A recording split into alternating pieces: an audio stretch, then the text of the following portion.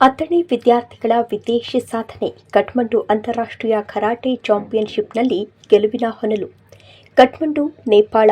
ಮೇ 9, 10, 2025 ನೇಪಾಳದ ಕಠ್ಮಂಡುದಲ್ಲಿ ನಡೆದ ಅಂತಾರಾಷ್ಟ್ರೀಯ ಕರಾಟೆ ಚಾಂಪಿಯನ್ಶಿಪ್ನಲ್ಲಿ ಅಥಣಿ ತಾಲೂಕಿನ ದಶಕಕ್ಕೂ ಹೆಚ್ಚು ವಿದ್ಯಾರ್ಥಿಗಳು ಭಾಗವಹಿಸಿ ಅತ್ಯುತ್ತಮ ಸಾಧನೆಯನ್ನು ಮೆರೆದಿದ್ದಾರೆ.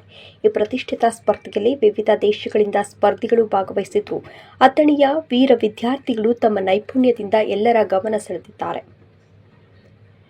ಪದಕ ವಿಜೇತರನ್ನ ನೋಡೋದಾದ್ರೆ ಸಂಗಮೇಶ್ ಕದಂ ಬಂಗಾರದ ಪದಕ, ವೇದಾಂತ ಶಿಂಗೆ ಬಂಗಾರದ ಪದಕ, ಮೇಘನಾ ಎಲೆಮಲ್ಲೆ ಬಂಗಾರದ ಪದಕ ಹಾಗೂ ಕಂಚಿನ ಪದಕ, ಜ್ಯೋತಿ ಬಾಶಿಂಗೆ ಬಂಗಾರದ ಪದಕ, ಅಂಜಲಿ ಯಾದವ್ ಬಂಗಾರದ ಪದಕ, ಮಲ್ಲಿಕಾರ್ಜುನ್ ಜಂಬಗಿ ಬೆಳ್ಳಿಯ ಪದಕ, ಯುವರಾಜ್ ಪವಾರ್ ಬೆಳ್ಳಿಯ ಪದಕ, ಉಜ್ಜನ್ ಕನದಲವಿ ಬೆಳ್ಳಿಯ ಪದಕ, ಸಾಯಿ ಚರಣ್ ಮಗರ್ ಬೆಳ್ಳಿಯ ಪದಕ, ಪೂರ್ವಿ ಎಳೆಮೆಲ್ಲೆ ಬೆಳ್ಳಿಯ ಪದಕವನ್ನು ಪಡೆದಿದ್ದಾರೆ.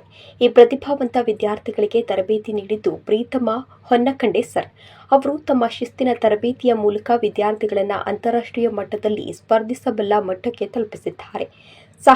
ಸಹಕಾರ ಯಾರು ಮಾಡಿದ್ರು ಅಂತ ನೋಡೋದಾದರೆ, ಈ ಸಾಧನೆಗಾಗಿ ಅಥಣಿ ಕ್ಷೇತ್ರದ ಶಾಸಕರಾದ ಶ್ರೀ ಲಕ್ಷ್ಮಣ ಸಂಗಪ್ಪ ಸೌದಿ ಹಾಗೂ ಸಮಾಜ ಸೇವಕರಾದ ಶ್ರೀ ರವಿಯಣ್ಣ ಪೂಜಾರಿ ಅವರ ಸಹಕಾರ ಅನನ್ಯವಾಗಿದೆ. ಇವರ ಪ್ರೋತ್ಸಾಹ ಹಾಗೂ ಬೆಂಬಲವಿಲ್ಲದೆ ಈ ಯಶಸ್ಸು ಸಾಧ್ಯವಾಗ್ತಿರಲಿಲ್ಲ.